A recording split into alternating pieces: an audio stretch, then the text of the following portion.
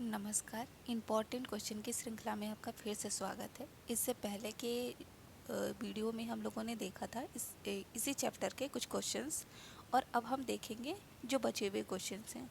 ये चैप्टर आपके लिए बहुत इम्पॉर्टेंट है क्योंकि इससे बहुत सारे क्वेश्चन पूछे जाते हैं, न्यूमेरिकल भी पूछे जाते हैं, 4 नंबर के, 3 नंबर के, 2 नंबर के, यहाँ तक कि एक नंबर भी 2-3 क्वेश्चंस पूछे जाते हैं। इसलिए लगभग आप समझिए 12 से 13 नंबर का ये चैप्टर आपका अकेले का है। ठीक है, इससे ज़्यादा भी हो सकता है पर इससे कम नहीं होता है। तो चलिए क्वेश्चन की शुरुआत करते हैं, और क्वेश्चन की शुरुआत करने से पहले आप वीडियो को लाइक और सब्सक्राइब ज़रूर करें, और इसे वीडियो को ज़रूर देखें। इससे क्या होगा, आपका कॉन्सेप्ट क्लियर होते जाएगा, है ना। आपको आसानी होगी पढ़ने में, और वीडियो को आप बार बार देखें, आपको याद होते जाएगा और समझ में आता जाएगा। और यदि आपको कोई क्वेश्चंस नहीं समझ में आता है तो आप मुझे कमेंट में बताइए, ताकि मैं उसको क्या है समझा पाऊँ। ठीक है, तो चलिए शुरुआत करते हैं क्वेश्चन की। अंश प्रीमियम से क्या आशय है? अंश प्रीमियम का प्रयोग किन कार्यों के लिए किया जाता है? अंशों पर प्राप्त अधिमूल्य के 4 उद्देश्य लिखिए। ठीक है, देखिए अंशों का जो निर्गमन है, शेयर को जब हम इशू करते हैं तो शेयर को इशू करने के कई तरीके होते हैं। ठीक है, उसमें से जैसा कि हम शेयर को प्रीमियम पर या डिस्काउंट पर भी इशू करते हैं, है ना। शेयर को हम क्या करते हैं, प्रीमियम या डिस्काउंट पर इशू करते हैं। इसी तरह उसी को कहते हैं कि अंश प्रीमियम से, वही क्वेश्चन पूछ रहा है कि अंश प्रीमियम से क्या तात्पर्य है। अंश प्रीमियम का उपयोग किन कार्यों के लिए किया जा सकता है? ठीक है, तो देखिए अंश प्रीमियम, पहले तो समझते हैं कि अंश प्रीमियम होता क्या है। ठीक है, तो आप देख रहे हैं कि अंश प्रीमियम क्या होता है। जब कोई कंपनी अपने अंशों को उसके सम मूल्य से अधिक मूल्य पर निर्गमित करती है। ठीक है, क्या कह रहा है, उसके सम मूल्य से अधिक मूल्य पर निर्गमित करती है, सम मूल्य से अधिक मूल्य पर निर्गमित करती है, तो इस निर्गमन को प्रीमियम पर निर्गमन कहा जाता है। आप देखिए जितना भी शेयर का रेट है, मतलब 100 रुपये वाला शेयर है, और जो कंपनी है 100 की जगह 102 पर क्या कर रही है, 102 रुपये में उस शेयर को बेच रही है। तो ये जो 2 रुपये है, 2 रुपये जो अधिक पे बेच रही है, उसी को हम कहते हैं प्रीमियम पर। यदि किसी शेयर का दाम कितना है, 100 रुपये है, और कंपनी उसको 105 रुपये में बेच रही है, तो ये जितना भी अंतर की राशि होगी, मतलब 5 रुपये, ठीक है, ये क्या है, 5 रुपये प्रीमियम पर बेचा जा रहा है। तो वही कह रहा है कि जब कंपनी क्या करती है, सम मूल्य से अधिक मूल्य पर अंशों का निर्गमन करती है, तो उसे हम कहते हैं प्रीमियम पर निर्गमन। आप देख सकते हैं कि ये जो क्वेश्चन है 2023 में पूछा गया है। आगे देखिए, भारतीय कंपनी अधिनियम 2013 के अनुसार अंश प्रीमियम का प्रयोग निम्न कार्यों के लिए किया जाता है। ये जो हम पढ़ रहे हैं वो कब का है, तो ये भारतीय कंपनी अधिनियम 2013 के अनुसार ये जो प्रीमियम की राशि है, इसका कहाँ प्रयोग किया जाता है, तो सबसे पहले प्रारंभिक व्ययों को अपलिखित करने के लिए, जो हमारे प्रारंभिक ओपनिंग एक्सपेंस हैं, उसको क्या करने के लिए, अपलिखित करने के लिए हम जो ये प्रीमियम की राशि, जो हमें अधिक राशि मिल रही है सम मूल्य से, उसका प्रयोग हम करते हैं। ठीक है, उनका निपटारा करने के लिए हम उसका प्रयोग करते हैं। दूसरा कहाँ कर रहे हैं, तो दूसरा कर रहे हैं किसी अंश या ऋण पत्रों के संशोधन पर दे प्रीमियम हेतु। यदि हमने कोई अंश क्या किया है, अंश का शोधन किया है, या ऋण पत्र का शोधन किया है, तो उसकी दे प्रीमियम शोधन पर दे प्रीमियम के लिए हम क्या करते हैं, इसका प्रयोग करते हैं। ठीक है, तीसरा है अंशधारी को बोनस शेयर देने के लिए, और चौथा है स्वयं के अंशों को क्रय करने के लिए। ठीक है, ये जो प्रीमियम की राशि है उसका हम प्रयोग प्रमुख 4 कार्यों में करते हैं। प्रारंभिक व्ययों को अपलिखित करने के लिए, किसी अंश या ऋण पत्र के शोधन पर देय प्रीमियम का भुगतान करने के लिए, और तीसरा क्या है, अंशधारियों को बोनस शेयर देने हेतु, और चौथा क्या है, स्वयं के अंशों का क्रय करने के लिए। ठीक है, इस प्रीमियम का प्रयोग किया जा सकता है। चलिए नेक्स्ट देखते हैं। नेक्स्ट क्वेश्चन क्या है, कंपनी शब्द का क्या अर्थ है? कंपनी की विशेषताओं का वर्णन कीजिए। कंपनी का अर्थ, कंपनी किसे कहते हैं और कंपनी की विशेषता क्या है? ठीक है, तो देखिए सबसे पहले कंपनी है क्या। कंपनी से आशय व्यक्ति के एक ऐसे समूह से, व्यक्तियों के एक ऐसे समूह से है जिनका समामेलन किसी अधिनियम के अंतर्गत लाभ कमाने के उद्देश्य से किया गया है, जिसे कृत्रिम व्यक्तित्व प्राप्त है तथा जिसकी पूंजी अंशों में विभक्त है। देखिए आपने साझेदारी पढ़ा था, है ना, 2 या 2 से अधिक व्यक्ति जब लाभ कमाने के उद्देश्य से कोई व्यवसाय करते हैं तो उसको हम साझेदारी कहते हैं। यहाँ पूछा है कि कंपनी शब्द से क्या तात्पर्य है। तो कह रहा है कि कंपनी जो है वो क्या है, एक व्यक्तियों का समूह है जिनका समामेलन किसी अधिनियम के तहत हुआ है, मतलब जिसका निर्माण जो हुआ है वो क्या है, किसी अधिनियम के अंतर्गत किस लिए हुआ है, तो लाभ कमाने के उद्देश्य से किया गया है, जिसे कृत्रिम व्यक्तित्व प्राप्त है तथा जिसकी पूंजी क्या है, अंशों में विभक्त है ना। पूंजी जो है वह कैसी है, अंशों में विभक्त है। अलग अलग शेयर के थ्रू उसने क्या है, पूंजी बनाई हुई है ना। अलग अलग लोगों से या अलग अलग संस्थाओं से उसने क्या है, पूंजी बनाया है। ठीक है, तो पूंजी क्या है, अंशों में विभक्त होती, कंपनी की पूंजी अंशों में विभक्त होती है। आप ध्यान रखिएगा। इसमें देखिए कई आपके विशेषताएं भी निकल करके आ गई कि कंपनी क्या है, एक व्यक्तियों का समूह है, पहली विशेषता हो गई। कंपनी का जो समामेलन है अधिनियम के अंतर्गत हुआ है। कंपनी लाभ कमाने के उद्देश्य से कार्य करती है। ठीक है, और क्या विशेषता हो गई, कृत्रिम व्यक्तित्व। ठीक है, और कंपनी की जो पूंजी है कई अंशों में विभक्त है। ये सारी इसकी क्या है, विशेषताएं हैं। यदि आपको परिभाषा याद है, आपको अर्थ याद है, तो आप क्या है, विशेषताएं लिख सकते हैं। ठीक है, चलिए कोई बात नहीं, हम विशेषता भी देखते हैं। तो कंपनी का अर्थ आप समझ चुके हैं। कंपनी की विशेषता देखिए, तो क्या कहता है, कृत्रिम व्यक्तित्व।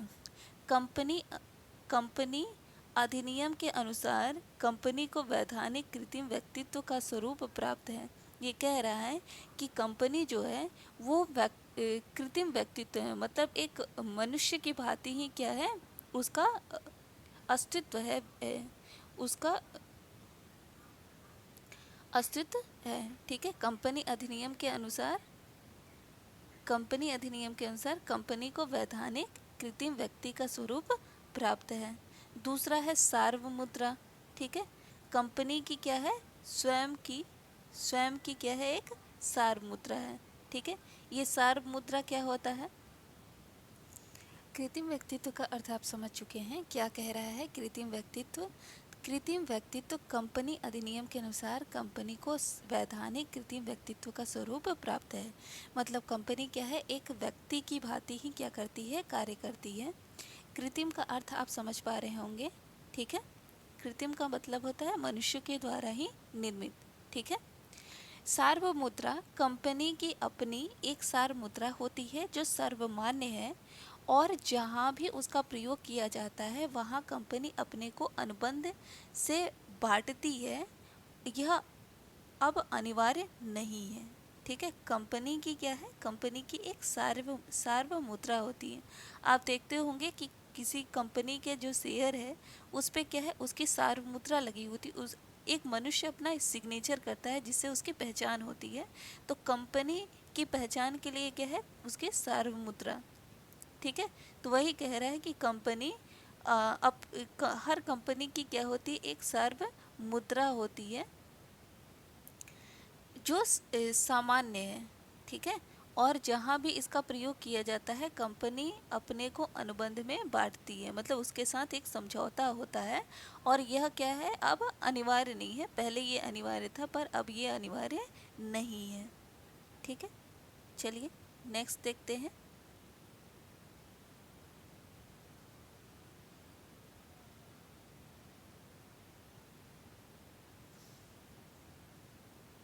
और क्या विशेषता है इसकी, तो उसका है सीमित दायित्व। ठीक है, कंपनी की दायित्व कैसे होते हैं, सीमित होते हैं। साझेदारी की दायित्व कैसे होते हैं, असीमित होते हैं। ठीक है, साझेदारी जो है उसके दायित्व कैसे होते हैं, असीमित होते हैं, जबकि कंपनी के दायित्व कैसे होते हैं, सीमित होते हैं। ठीक है, कंपनी के प्रत्येक अंशधारी का दायित्व उसके द्वारा खरीदे गए अंशों की राशि तक सीमित होते हैं। मतलब जितना जितना उसने क्या है अंश खरीदा है, उतने में ही उसका क्या है दायित्व क्या है, सीमित होगा, उतना ही उसका दायित्व होगा। ठीक है, आगे देखिए और क्या विशेषता है इसकी, तो अंश पूंजी। कंपनी की अंश पूंजी विभिन्न अंशों में विभक्त होती है। हमने परिभाषा में पढ़ा था ये चीज़ कि कंपनी की जो अंश पूंजी है वो किस में विभक्त होती है, तो कई अंशों में विभक्त होती है। पूंजी अंशों में विभक्त होती है। ये अंश समता या पूर्वाधिकार अंश हो सकते हैं। समता अंशधारी कंपनी के स्वामी होते हैं। ठीक है, हम लोगों ने पढ़ा था कि जो अंश हैं वो दो तरह के होते हैं, है ना। जो अंश हैं वो कितने तरह के होते हैं, दो तरह के होते हैं। अंश जो हैं वो दो तरह के होते हैं, दो तरह के होते हैं। कौन कौन से, तो समता अंश और पूर्वाधिकारी अंश। समता व पूर्वाधिकारी अंश।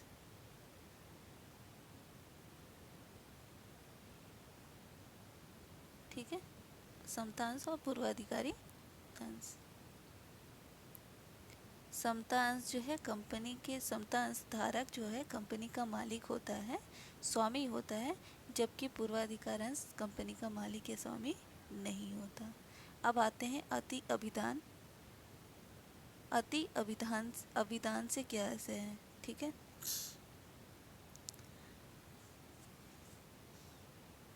तो कह रहा है एक और क्वेश्चन इसी में है, ये भी 2023 में पूछा हुआ क्वेश्चन है। ठीक, 2023 में पूछा हुआ क्वेश्चन है। तो क्या कह रहा है कि अति अभिदान की स्थिति में कंपनी कौन कौन से दो विकल्प अपना सकती है। यदि स्थिति कैसी है, अति अभिदान की है। अति अभिदान से क्या आशय है, पहले इसको समझते हैं। ठीक है, उसके बाद कौन कौन से विकल्प अपना सकती है इसको हम बाद में समझेंगे। तो देखिए, अति अभिदान से आशय उस स्थिति से है जबकि कंपनी को उसके द्वारा जनता से निर्गमित अंशों की संख्या से ज़्यादा अंश आवेदन पत्र प्राप्त हो जाते हैं। ऐसी स्थिति में कंपनी सभी प्रार्थियों का अनुपातिक आवंटन कर सकती है या कुछ को छोड़कर अन्य आवेदकों को अंशों का आवंटन नहीं किया जाता है। तो आप समझिए इसको। सबसे पहला जो क्वेश्चन पूछा था कि अति अभिदान क्या है, तो कह रहा कि अति अभिदान वह स्थिति है जब क्या होता है, अति अभिदान की स्थिति क्या होती है, जब कंपनी के द्वारा जितना शेयर इशू किया जाता है, मतलब यदि समझिए, तो यदि कंपनी ने 100 शेयर क्या है, ठीक है, 100 शेयर निर्गमित किया है, लेकिन जनता के तरफ से, जो जनता है, ठीक है, जो खरीदने वाले लोग हैं, ठीक है, उनको हम जनता कह रहे हैं, और जनता की तरफ से 100 की जगह 150 शेयर की मांग होती है। ठीक है, क्या होती है, 150 शेयर की मांग होती है। उस स्थिति को हम कहते हैं अति अभिदान की स्थिति। जैसे आपके पास 10 टॉफ़ी है और उस 10 टॉफ़ी की जगह और लेने वाले कितने हैं, 15 लोग हैं। तो जो भी आपके पास टॉफ़ी है उससे अधिक जो व्यक्ति जिनको आपको देना है, डिमांड जो आ रही है, वही उसी स्थिति को हम कह सकते हैं अति अभिदान की स्थिति। तो यहाँ पे वही कह रहा है, क्या कह रहा है कि अति अभिदान से आशय उस स्थिति से है जब क्या है, जबकि कंपनी को उसके द्वारा जनता से निर्गमित अंशों की संख्या अंश आवेदन पत्र प्राप्त हो जाते हैं। अब समझिए इसको, अति अभिदान से आशय उस स्थिति से है जबकि कंपनी को उसके द्वारा जनता से निर्गमित अंशों की संख्या से, ठीक है, जितना उसने जनता के लिए निर्गमित किया है अंश, उससे ज़्यादा संख्या में क्या है, अंशों के लिए क्या आ जाए, आवेदन पत्र प्राप्त हो जाए। कंपनी द्वारा जनता में जितना भी शेयर निर्गमित किया गया है, अंश निर्गमित किया गया है, उसकी संख्या से जब ज़्यादा के आवेदन पत्र प्राप्त हो जाते हैं, उस स्थिति को हम कहते हैं अति अभिदान की स्थिति। अब इसने कहा कि अति अभिदान की स्थिति में कंपनी कौन कौन से 2 विकल्प अपना सकती है। जब आपके पास जितना सामान है उससे ज़्यादा आपको देना पड़े किसी व्यक्ति को, तो उस समय आप क्या क्या कर सकते हो। कंपनी क्या करती है, जबकि ज़्यादा के लिए आवेदन पत्र प्राप्त हो जाते हैं, आप ऐसा समझेंगे कि आपको 2 व्यक्ति की आवश्यकता है अपने कंपनी में, और 2 की जगह 4 व्यक्तियों का आवेदन आपको आ जाता है, 4 फॉर्म फिलअप हो जाते हैं। तो उस स्थिति में आप क्या कर सकते हो, ठीक है। तो इसी तरह से यहाँ भी है, कंपनी के पास भी कुछ विकल्प होते हैं जो अधिक आवेदन पत्र इनको प्राप्त हो गए हैं। तो ये क्या कह रहा है, देखिए, ये कहता है कि ऐसी स्थिति में कंपनी क्या कर सकती है, तो कर सकती है सभी प्रार्थित का, मतलब जितने लोगों ने ये क्या है प्रार्थना दिए हैं, प्रार्थियों का आनुपातिक आवंटन कर सकती है। पहला काम तो यही करेगी, क्या करेगी कि जितने भी लोगों के द्वारा उसको क्या है आवेदन पत्र प्राप्त हुआ है, उनको उनका अनुपातिक आवंटन कर दे, ठीक है, मतलब एक रेशियो में उनको क्या है आवंटित कर दे, ठीक, अनुपातिक आवंटन कर सकती है, पहला काम, ठीक है। दूसरा क्या कर सकती है कि कुछ को छोड़ करके अन्य आवेदकों को अंशों का आवंटन नहीं किया जाता है, कुछ को छोड़ करके अन्य आवेदकों को आवंटन नहीं किया जाता है, ठीक है। पहला क्या कर सकती है, प्रार्थियों का अनुपातिक आवंटन कर सकती है। यदि 10 व्यक्ति से हमको आवेदन पत्र प्राप्त हुए हैं और हमने क्या है हमने पाँच क्या किया है, हमारे पास 5 शेयर हैं, ठीक है। तो क्या स्थिति होगी, तो ये स्थिति होगी कि यदि कोई व्यक्ति ने 2 शेयर खरीद रखा है, ठीक है, किसी व्यक्ति ने 2 शेयर खरीद रखा है, तो उस व्यक्ति को हम 2 ना दे करके 1 शेयर दें और 1 किसी और व्यक्ति को दे दें, ठीक है। पहला काम तो ये हो सकता है। दूसरा ये है कि चूँकि अपने पास क्या है 5 ही शेयर हैं और खरीदने वाले लेने वाले कितने हैं, 10 हैं, 5 शेयर है और 10 व्यक्ति लेने वाले हैं, तो हम क्या है कुछ को छोड़ देते हैं, हम सिर्फ 5 ही लोगों को क्या करते हैं शेयर का आवंटन करते हैं और बाकी लोगों को छोड़ देते हैं, ठीक है, ऐसा कर सकते हैं। तो यही 2 तरीके आपको बताए गए हैं कि प्रार्थियों के या तो आनुपातिक आवंटन कर दिया जाएगा या फिर कुछ को छोड़ करके अन्य अंशों का आवंटन नहीं किया जाएगा, अन्य आवेदकों को अंशों का आवंटन नहीं किया जाएगा, अलॉटमेंट नहीं किया जाएगा, ठीक है। चलिए नेक्स्ट देखते हैं।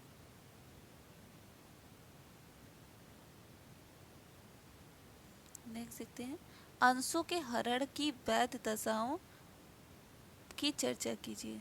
अंशों के हरण की वैध दशाओं की चर्चा। अंशों का हरण, ठीक है, हम लोगों ने अंशों की हरण के बारे में पढ़ा था कि जब क्या है जब अंशों के निर्गमन की राशि, ठीक है, आवेदकों से प्राप्त नहीं होती है, ठीक है, जनता से प्राप्त नहीं होता, तो उनके अंशधारियों से प्राप्त नहीं होता, हम ये भी कह सकते हैं। तब क्या है कंपनी के द्वारा अंशों को जब्त कर लिया जाता है, ठीक है। लेकिन इससे उनका पूरी तरह से दायित्व खत्म नहीं होता है। जितनी भी बकाया राशि होती है उस पर क्या है, उन अंशधारियों के दायित्व बने रहते हैं। चलिए देखते हैं कि अंशों के हरण की वैध दशाओं, कब कब अंशों का हरण किया जा सकता है। ठीक है, वैध दशाएं क्या है, देखिए कहता है कि हरण का अधिकार अंतर नियम द्वारा दिया जाना चाहिए। आप कंपनी ऐसा नहीं कर सकती कि वो अपने मन से अंशों का हरण कर लेगी, बल्कि क्या है कि जब तक क्या है अंतर नियम ये अधिकार कंपनी को नहीं देता, तब तक कंपनी क्या है अंशों का हरण नहीं कर सकती है। ठीक है, तब तक कंपनी क्या है अंशों का हरण नहीं कर सकती है। ठीक, उसके बाद देखिए, उसके बाद क्या है, दूसरा दूसरा क्या दशा है, तो दूसरा कहता है कि हरण का उपयुक्त कारण कारण है। ठीक है, हरण करने का क्या है, एक उपयुक्त कारण भी होना चाहिए। ठीक, ऐसे नहीं कि किसी से दुश्मनी है और आप उसके शेयर क्या कर लो, जब्त कर लो, ऐसा नहीं है। उसका क्या है, एक उचित कारण होना चाहिए। तीसरा है हरण का प्रस्ताव संचालकों की सभा द्वारा पारित हो। ठीक है, जो हरण करना है, शेयर का हरण करना है, अंश का हरण करना है, तो उसके लिए क्या है, एक प्रस्ताव पारित होगा और संचालकों की सभा द्वारा, ये जो प्रस्ताव है वो संचालकों की सभा के द्वारा क्या हो, पारित होना चाहिए। ठीक है, तो 3 कारण बता दिए। पहला कारण क्या बताया कि हरण का जो अधिकार है अंतर नियम के द्वारा दिया जाना चाहिए। दूसरा कारण बताता है कि हरण का एक उपयुक्त कारण हो, उचित कारण हो। तीसरा है हरण का प्रस्ताव संचालक की सभा द्वारा किया पारित हो। ठीक है, संचालकों की सभा द्वारा पारित हो, कि संचालक की सभा ये कहती है कि हाँ इसके अंशों का हरण करना आवश्यक है। चौथा कहता है कि हरण के पूर्व अंशधारी को सूचना हो। ठीक है, हरण किसी भी समय नहीं करना है, कभी भी नहीं करना है, अंशधारी को इसकी सूचना उससे पहले देना है। तो कह रहा है हरण के पूर्व अंशधारी को सूचना हो।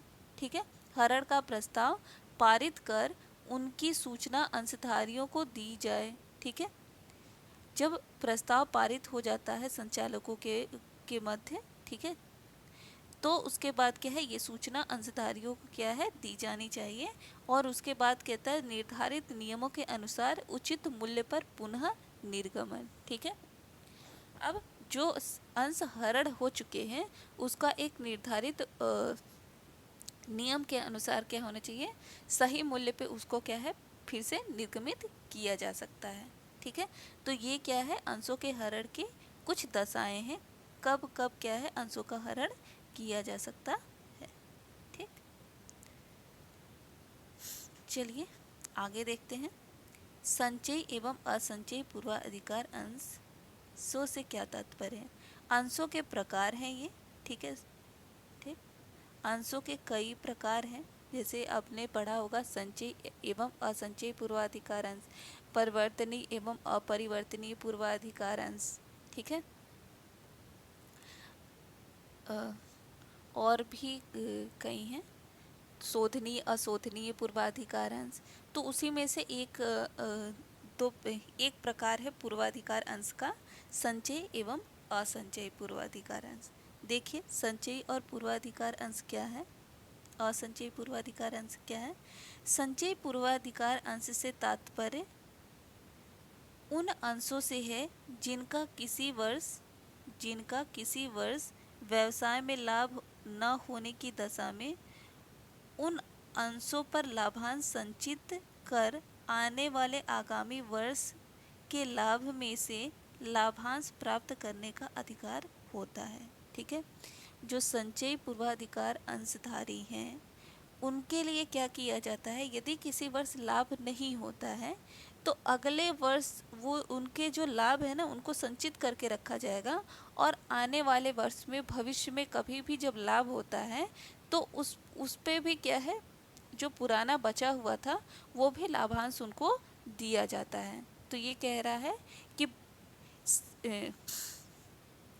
जिन पर किसी वर्ष व्यवसाय में लाभ न होने की दशा में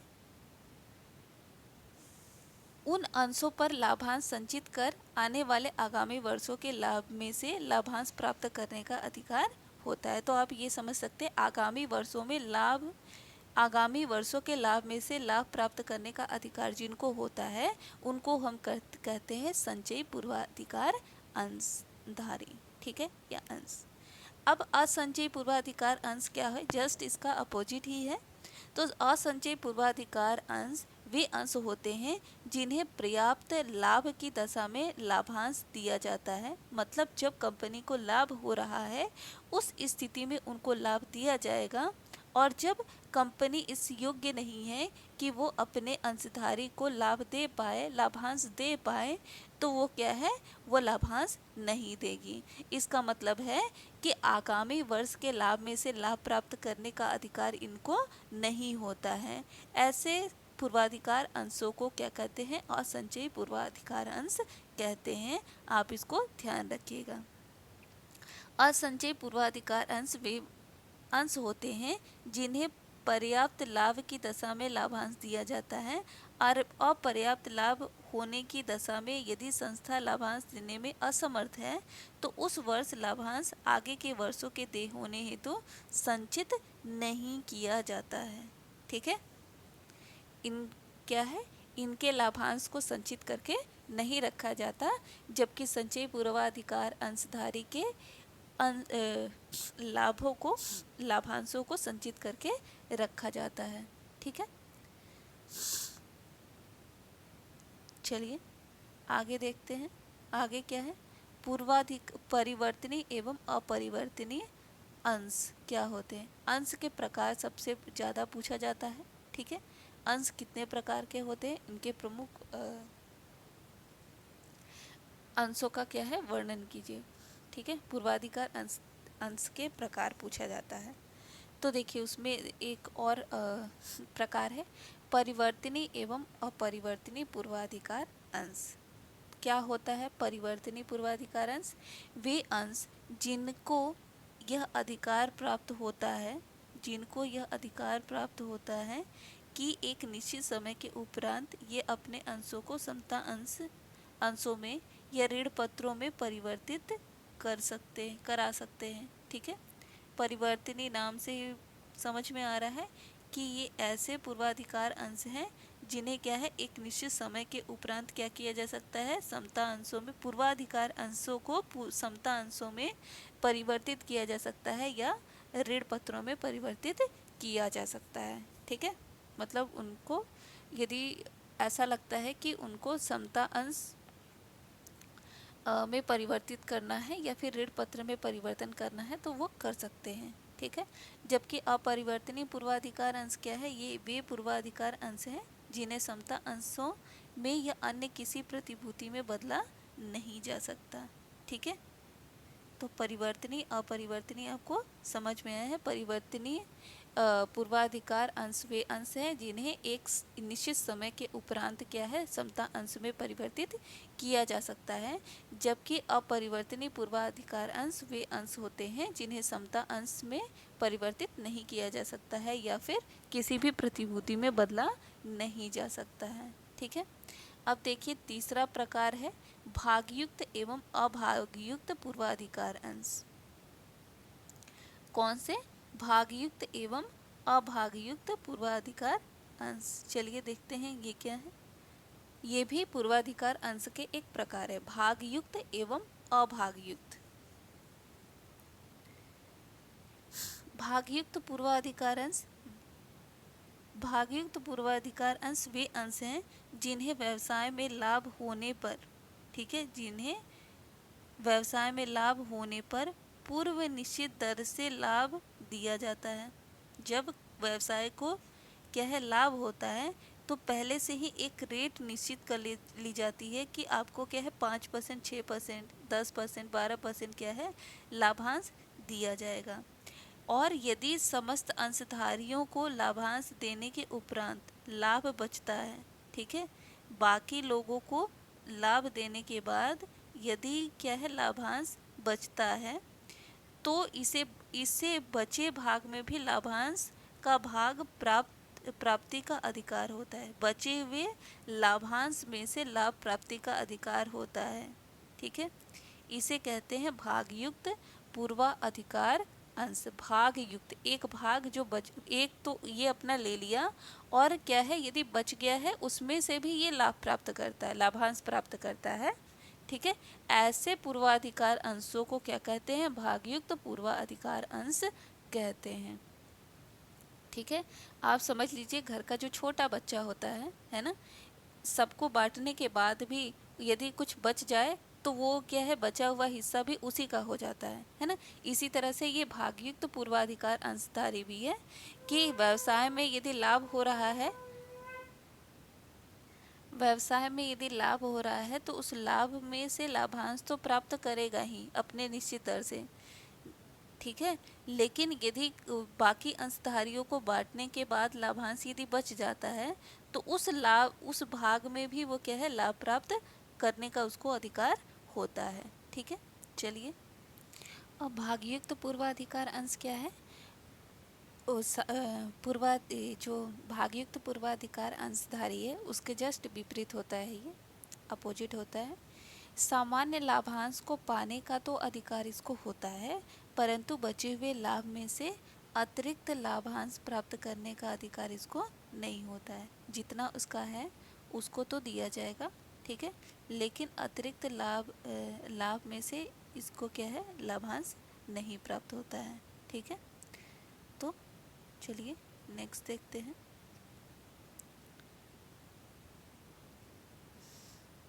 शोधनीय एवं अशोधनीय पूर्वाधिकार अंश क्या होते हैं, इनको समझते हैं। तो देखिए, शोधनीय पूर्वाधिकार अंश, ठीक, शोधनीय पूर्वाधिकार अंश क्या है।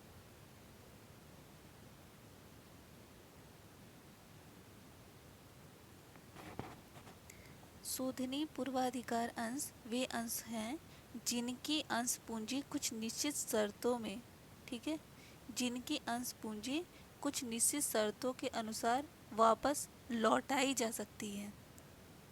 ठीक है, शोधनीय पूर्वाधिकार अंश वे अंश हैं जिनके अंश पूंजी, ठीक है, जो शेयर कैपिटल है उसको क्या है, एक निश्चित शर्तों के अनुसार क्या है, उसको वापस लौटाई जा सकती है।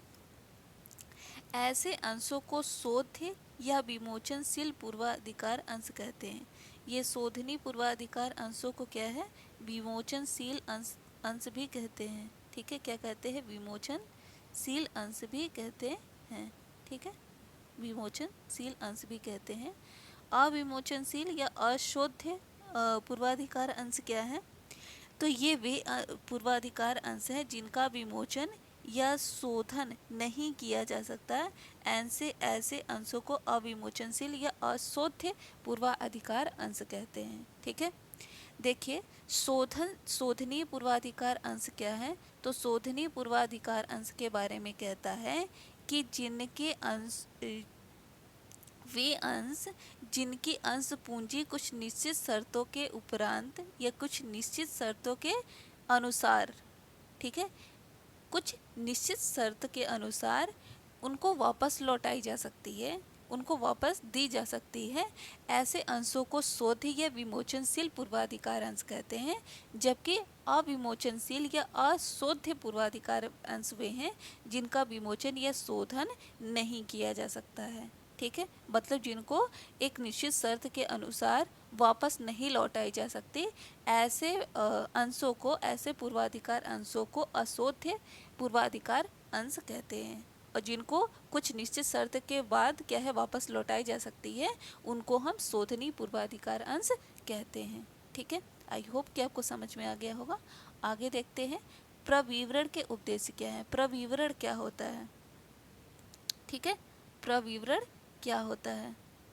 प्रविवरण बनाने या निर्माण करने के उद्देश्य निम्नलिखित हैं। क्या उद्देश्य है प्रविवरण बनाने का, तो देखिए, तो बताता है कि कंपनी की विनियोग नीति एवं योजना एवं विनियोग के उद्देश्य से जनता को अवगत कराना। जो प्रविवरण है, ठीक है, जो प्रविवरण है उसको बनाने का क्या कारण बता रहा है, ये कह रहा है कि जो विनियोग नीति है, इन्वेस्टमेंट करने का जो रूल है, ठीक है, नीति है, या जो योजनाएं हैं, जो प्लानिंग की गई हैं, योजना है, ठीक है, एवं विनियोग के उद्देश्य, विनियोग क्यों किया जा रहा है, ये जनता को बताने का, अवगत कराने का, ठीक है, कराने का क्या है, एक उद्देश्य है ये, ठीक है।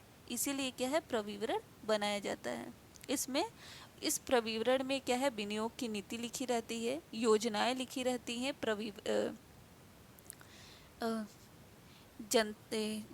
जनता के लिए, ठीक है, कुछ योजनाएं, कंपनी की योजनाएं लिखी रहती हैं। तो किस लिए प्रविवरण जारी किया जा रहा है, कंपनी की विनियोग नीति को जनता को अवगत से, कंपनी के विनियोग नीति को जनता को अवगत कराने के लिए, विनियोग नीति से जनता को अवगत कराने के लिए, और किस लिए, तो उसकी योजनाओं को अवगत कराने के लिए, और विनियोग के उद्देश्य जनता को अवगत कराने के लिए क्या है, कंपनी प्रविवरण बनाती है। दूसरा क्या कारण है, तो दूसरा कारण देखेंगे तो कंपनी की प्रकृति, कंपनी किस प्रकृति की है, कंपनी भविष्य की योजनाएं क्या हैं, इसको भी बताने के लिए क्या है, प्रविवरण बनाया जाता है। जनता को ये पता हो कि कंपनी किस प्रकृति के कार्य करती है, किस प्रकृति की है, भविष्य की योजनाएं क्या हैं, इन सब के बारे में भी जनता को बताए जाने के लिए क्या है, प्रविवरण जारी किया जाता है। नेक्स्ट आप देखेंगे कि कंपनी की संपत्ति एवं दायित्वों की सूचना प्रदान करना, ठीक है, कंपनी की के पास कितनी संपत्ति है, उसके कितने दायित्व हैं, ये सब भी क्या है, जनता को पता होना चाहिए, और ये बताने के उद्देश्य से क्या करती है, कंपनी प्रविवरण जारी करती है, ठीक है।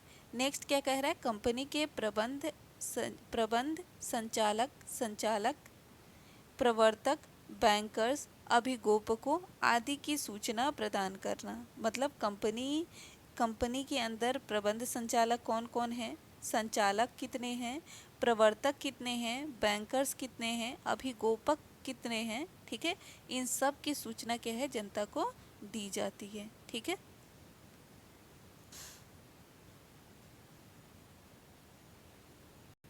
ठीक, तो आप समझ गए होंगे प्रविवरण बनाने का, प्रविवरण का उद्देश्य क्या होता है, क्या होता है। तो एक बार फिर से देखते हैं, कंपनी के विनियोग नीति एवं योजनाएं, ठीक है, कंपनी की विनियोग नीति, योजना, विनियोग के उद्देश्य से जनता को अवगत कराने के लिए प्रविवरण तैयार किया जाता है।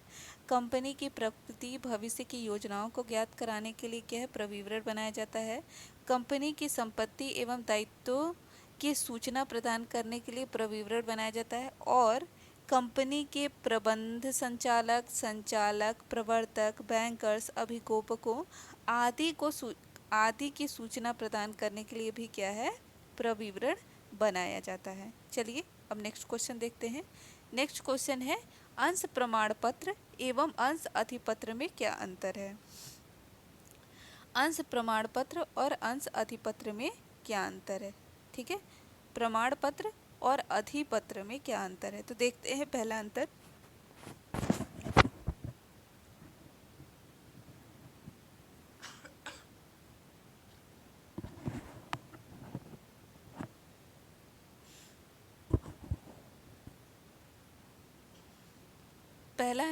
पहला अंतर क्या कहता है, प्रमाण पत्र।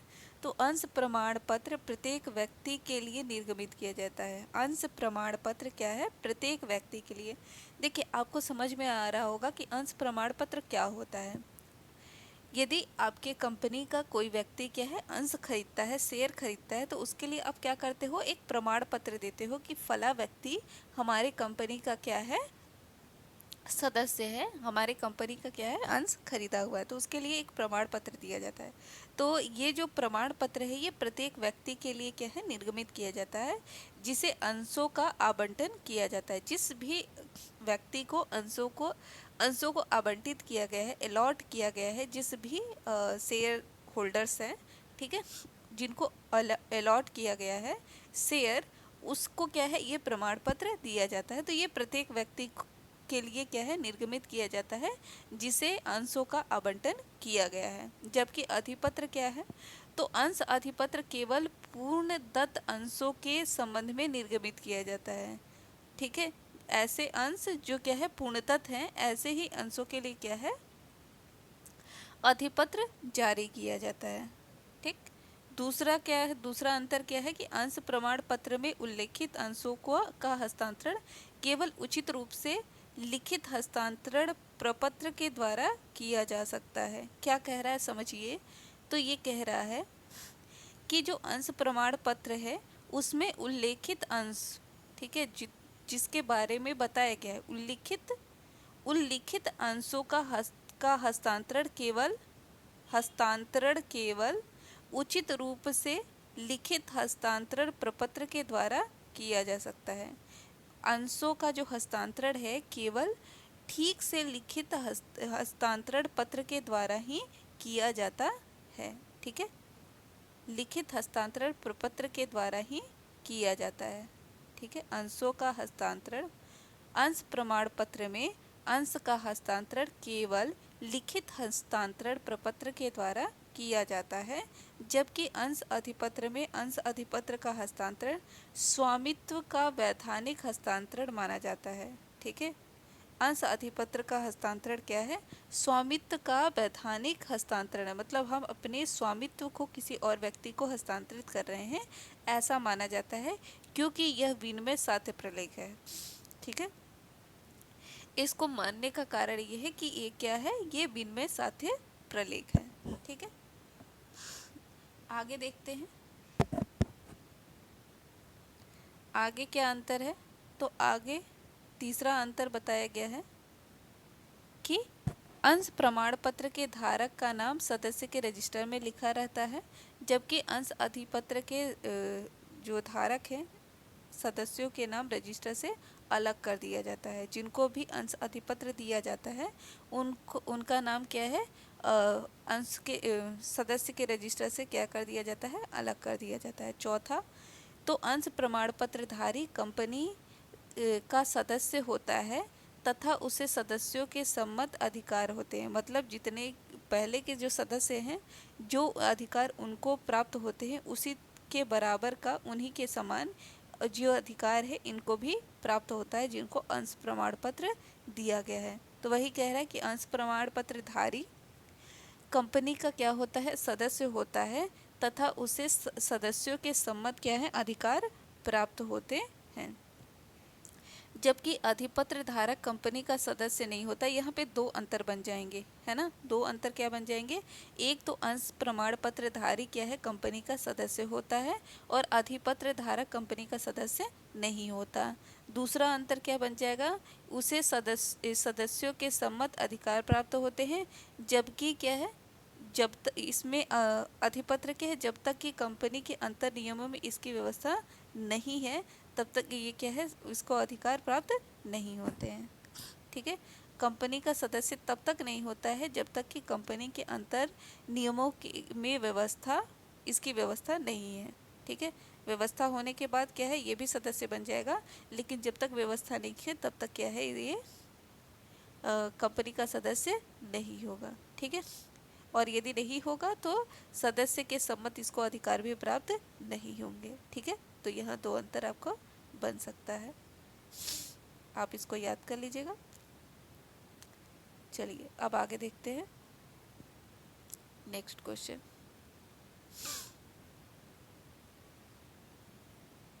एक और अंतर है इसमें, क्या अंतर है, तो ये कहता है कि अंश प्रमाण पत्र पब्लिक कंपनी द्वारा भी निर्गमित किया जा सकता है। अंश प्रमाण पत्र पब्लिक कंपनी द्वारा भी निर्गमित किया जा सकता है, जबकि अंश अधिकृत पत्र प्राइवेट कंपनी द्वारा निर्गमित नहीं किया जा सकता है। ठीक है, इसको पब्लिक कंपनी भी क्या करती है, निर्गमित कर सकती है अंश प्रमाण पत्र, जबकि इसको प्राइवेट कंपनी क्या है, निर्गमित नहीं कर सकती। ठीक है, निर्गमित नहीं कर सकती है।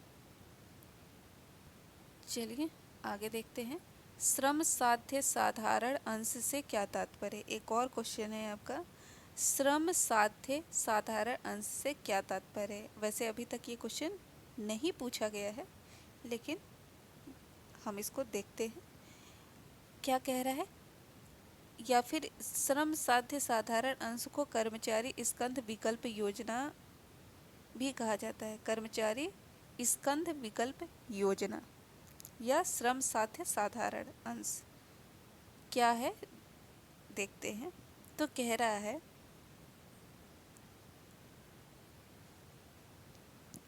कर्मचारी स्कंध विकल्प योजना, जिसे श्रम साध्य साधारण अंश भी कहा जाता है।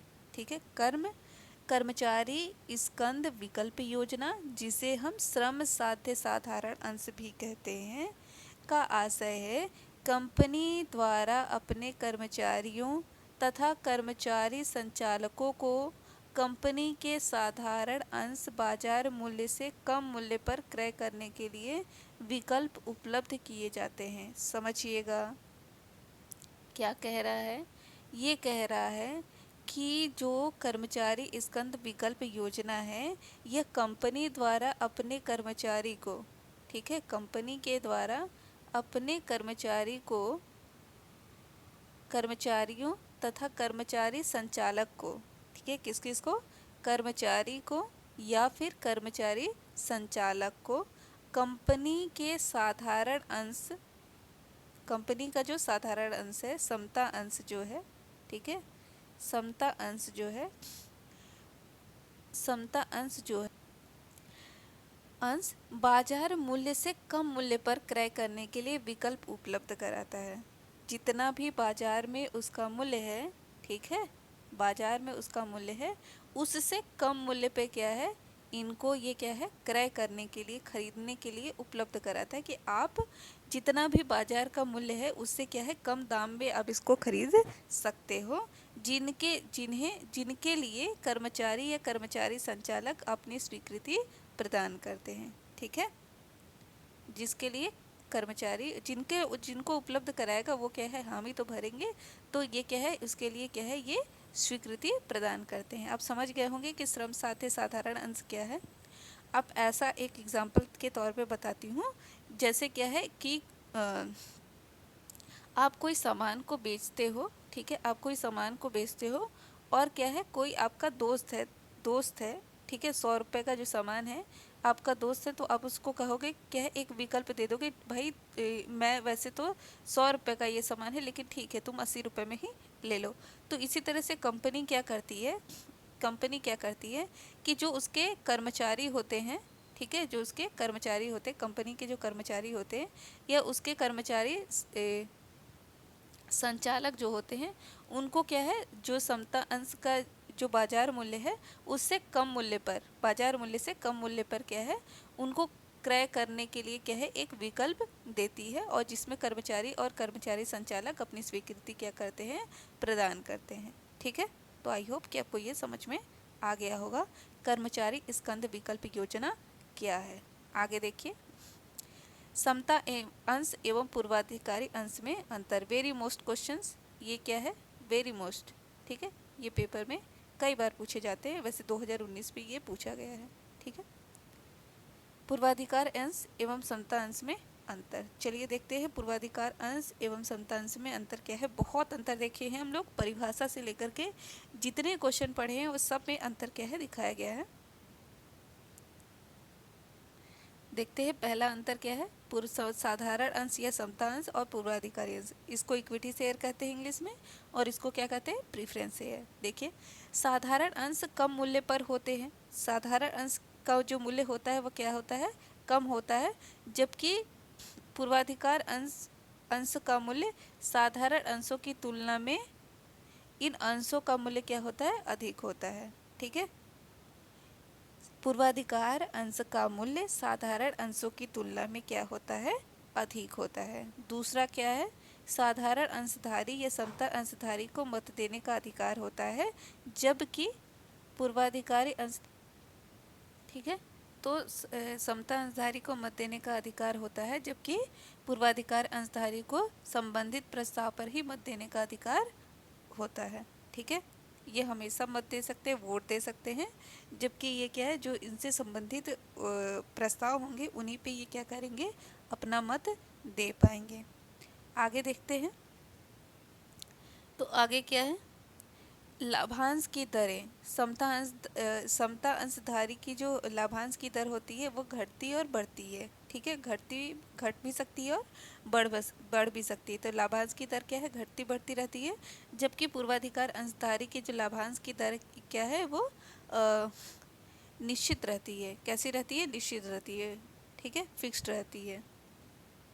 नेक्स्ट अंतर देखेंगे, साधारण अंश को पूर्वाधिकार अंश के बाद लाभांश, साधारण अंशधारी को पूर्वाधिकार अंशधारी को लाभांश देने के बाद ही क्या है, लाभांश दिया जाता है। जबकि पूर्वाधिकार अंशधारी को सबसे पहले लाभांश दिया जाता है। पहले इनको दे दिया जाएगा और उसके बाद क्या है, इनको लाभांश प्राप्त होगा। मतलब समता अंशधारी को पूर्वाधिकारी अंशधारी के बाद क्या है, लाभांश दिया जाता है। जबकि पूर्वाधिकारी अंशधारी को क्या है, लाभांश पहले दिया जाता है। ठीक है, एक और अंतर है यदि हम समझें तो क्या अंतर है, अंश की पूंजी की वापसी। अंश पूंजी की वापसी, कंपनी के समापन पर अंश पूंजी सबसे अंत में यदि शेष हो तो मिलती है। ठीक है, क्या कह रहा है कि जो अंश पूंजी है ना, समता अंशधारियों को जो अंश पूंजी है, सब यदि अंत में बचता है तो उसमें से क्या है, मिलता है। जबकि पूर्वाधिकारी अंशधारियों को सबसे पहले अंश पूंजी क्या है, वापस किया जाता है। सर्वप्रथम पूंजी इन्हें वापस किया जाता है और बचने पर क्या है, इनको यदि इनको क्या है, अंश पूंजी दिया जाता है। ये कह रहा है कि कंपनी का समापन जब हो रहा है, किसी कारणवश कंपनी का समापन होता है, तो जो अंश पूंजी है, शेयर कैपिटल है, उसको यदि इनका शेष बचा हुआ जो अंश पूंजी है, इनका अंश पूंजी है, उनको सबसे अंत में क्या है, वापस किया जाएगा। सबसे अंत में यदि बचा हो तो वापस किया जाएगा। और पूर्वाधिकार अंशधारियों को क्या है, सबसे पहले क्या है, उनकी अंश पूंजी क्या है, वापस कर दी जाती है। ठीक है, और एक तो आप जानते ही हैं अंतर कि ये कंपनी के साधारण अंशधारी कंपनी के क्या होते हैं, सदस्य होते हैं। जबकि पूर्वाधिकार अंशधारी जो होते हैं कंपनी के सदस्य नहीं होते हैं। ठीक है, कंपनी के सदस्य नहीं होते हैं। और छठवां अंतर बताता है कि इनकी जोखिम अधिक हो, समता अंशधारी की जोखिम अधिक होती है, जबकि पूर्वाधिकार अंशधारियों की जोखिम कम होती है। क्यों अधिक होती है, क्योंकि अधिक हानि होने पर लाभांश तो दूर, पूंजी भी नहीं मिलती। ठीक है, लाभ तो छोड़िए भाई, जितना हमने इन्वेस्ट किया है वो भी पैसा, वो भी हमको नहीं मिलता, वो पूंजी भी हमको वापस नहीं मिलती है। जबकि पूर्वाधिकार अंश लाभांश की दर तो एक निश्चित होती है और पूंजी वापस में सबसे पहले क्या है, इनको पूंजी वापस किया जाएगा। ठीक है, तो आई होप कि आपको समझ में आया होगा और आप इसको बहुत ही अच्छे से ठीक से बार बार पढ़िए। 22 को आपका पेपर है ना, तो आप इस चैप्टर को क्या है, एक बार ध्यान से, बहुत ही ध्यान से क्या है, इसको पढ़िए। ठीक है, और वीडियो को लाइक और सब्सक्राइब दोनों करते चलिए। ठीक है, और आगे वीडियो दी जाएंगी आपको। ठीक है, आपको यदि किसी भी क्वेश्चन में डाउट होता है तो वो क्वेश्चन क्या है, आप कमेंट पे बताइए। चैप्टर में डाउट होता है तो आप चैप्टर का नाम कमेंट में बताइए, ताकि उसकी वीडियो में क्या है, उपलब्ध कराई जा सके। ठीक है, धन्यवाद।